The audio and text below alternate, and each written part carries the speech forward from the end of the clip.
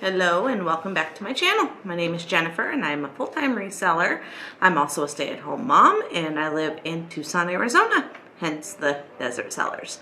I love being in Tucson. I love that we have yard sales and estate sales year-round. The weather is perfect. I feel like there's definitely things that we find in my market that is a lot harder to find in other markets.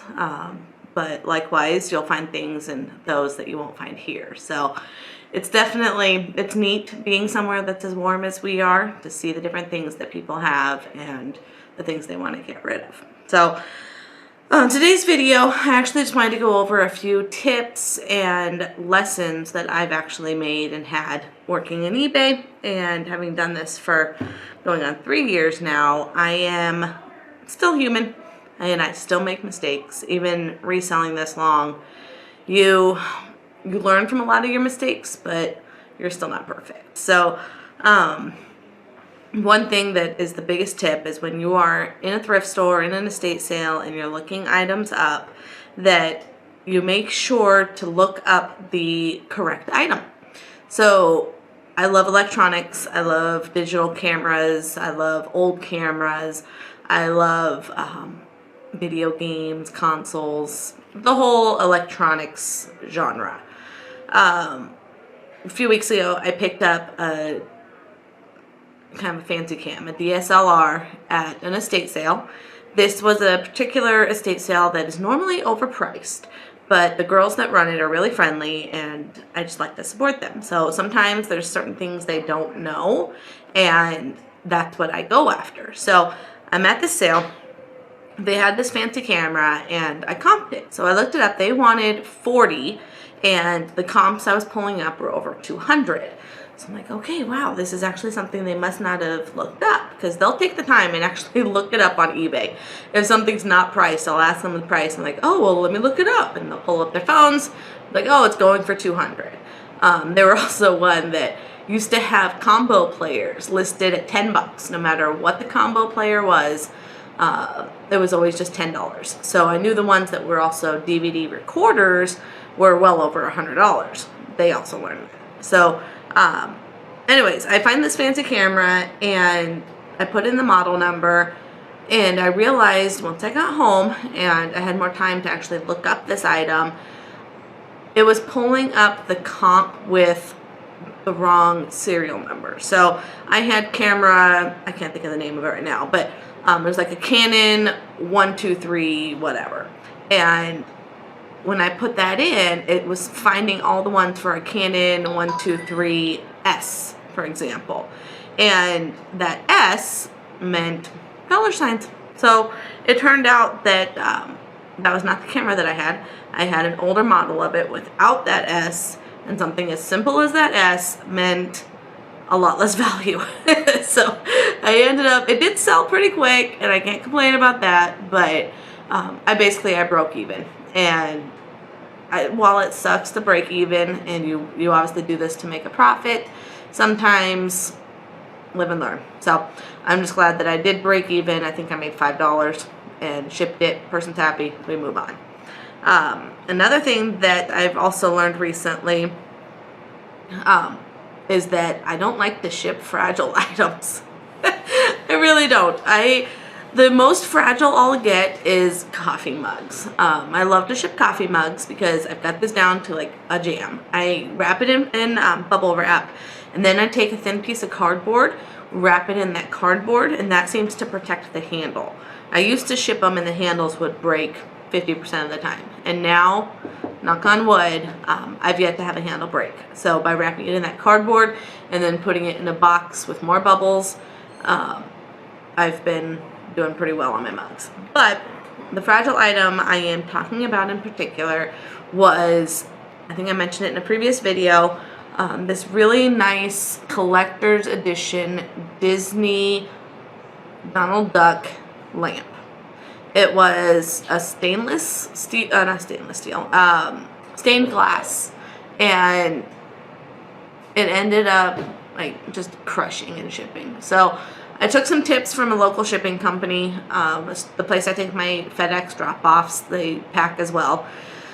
So I had asked him what he recommends, and I tried my best. I wrapped it, I bubble wrapped it.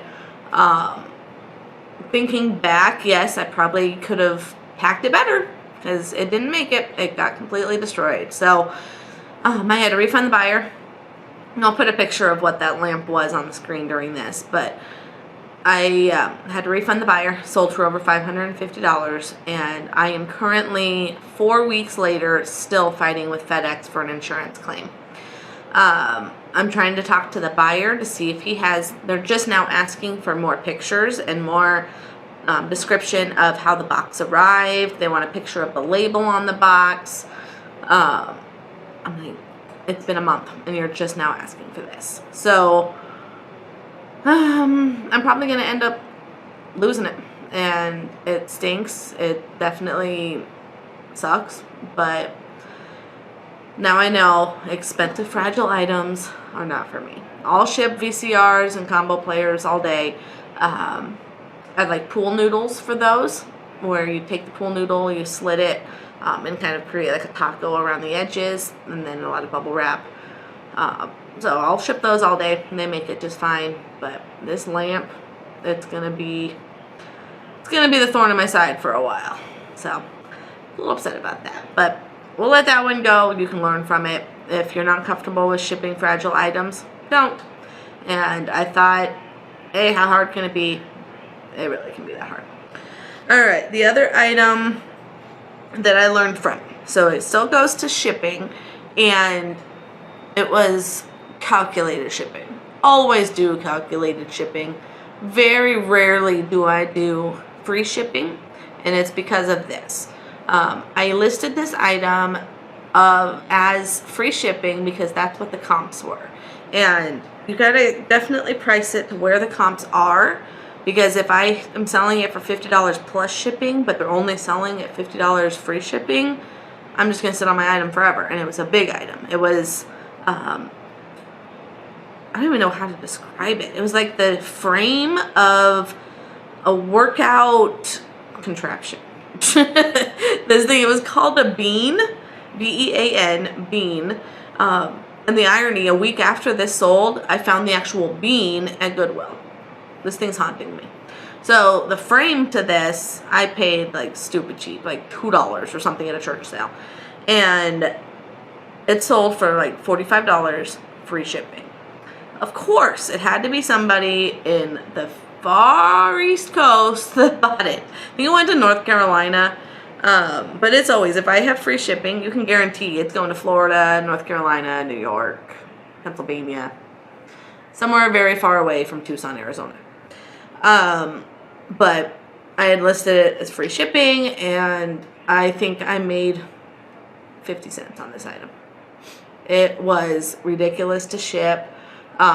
Even under FedEx or UPS, who seems to be the cheapest right now, it was still, I lost big money. So the lesson is, if it's something that's $50 free shipping, think of worst case scenario that you're shipping this to the other end of the country.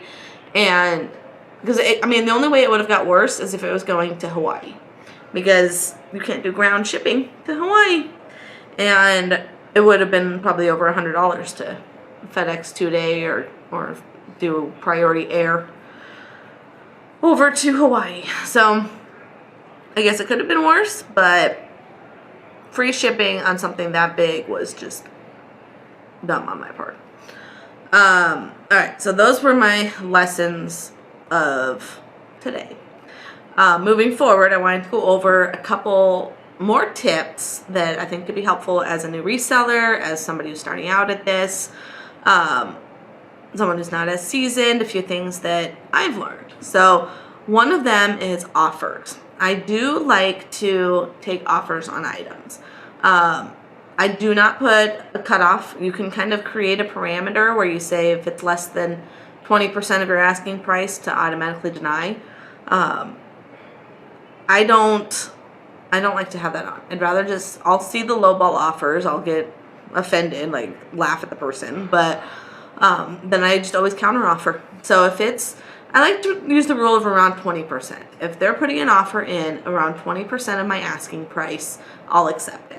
In the end, I'm in the game of selling. I'm not in the game of hoarding. I'm not in the game of holding on to it for 6 months till I get full price. I want to flip inventory and get things out the door. So if it's a reasonable offer, I'll accept it.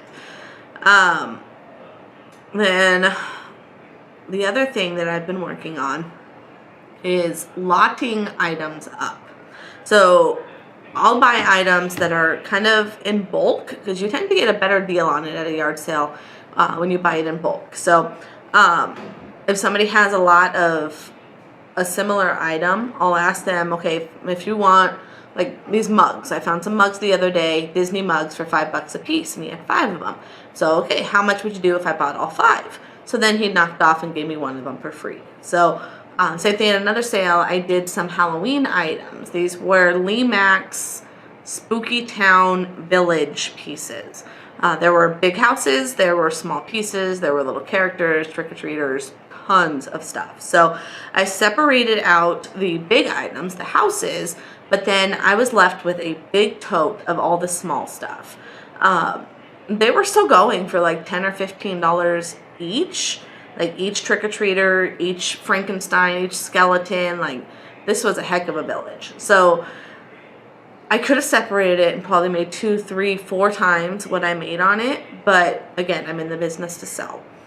So I separated the big stuff, and then the little stuff, I just put it as one big lot.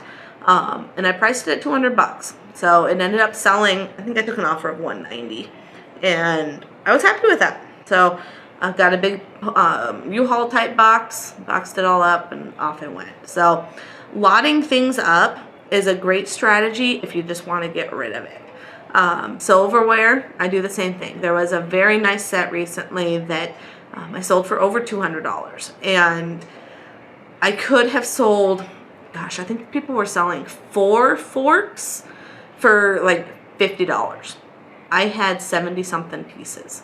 So again, I could have made 3, 4, 5 times that if I separated it, but I'm not in it for long, drawn-out sales.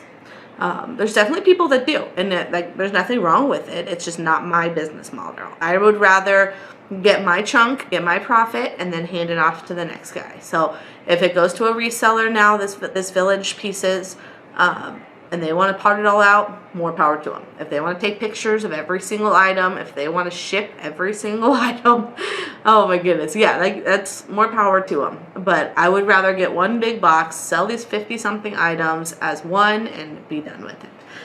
So those are my tips and tricks for today. I want to start getting more videos of things I've learned along the way. I think it's beneficial as people are watching this to see that real resellers do still make mistakes. We're still learning as we're going, and we're not going to be perfect. We're going to buy the wrong thing. We're going to buy things that sit and go stale for years to come. So we're definitely not perfect, and I think keeping it real on these channels is very important.